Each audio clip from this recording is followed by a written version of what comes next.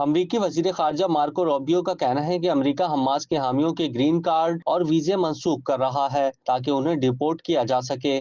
غیر ملکی خبر رساں ادارے کے مطابق امریکی وزیر خارجہ مارک روبیو کے اعلان کے باوجود امریکہ کی وفاقی عدالت نے ٹرمپ انتظامیہ کو فلسطین نواز شخصیت محمد خلیل کو جبری طور پر وطن بھیجنے سے روک دیا ہے۔ گرین کارڈ ہولڈر محمد خلیل کی وکیل ایمی گریئر نے اپنے موکل کی گرفتاری عدالت میں چیلنج کی، جس پر جج جیسی فرمین نے فریقین کے دلائل کے لیے 12 مارچ کی تاریخ مقرر کی۔ Immigration and custom enforcement intelligence نے محمود خلیل کو مینہٹن میں ان کے یونیورسٹی اپارٹمنٹ سے وقفے کی۔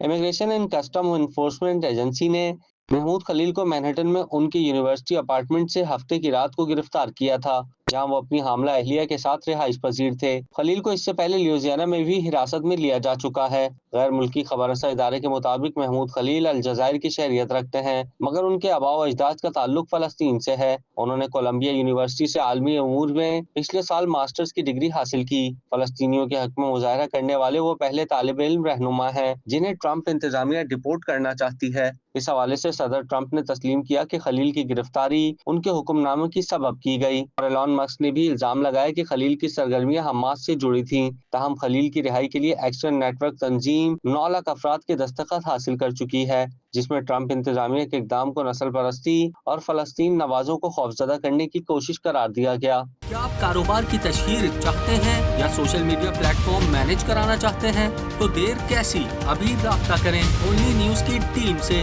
ہمارا کانٹیکٹ نمبر آپ کی اسکرین پر ہے۔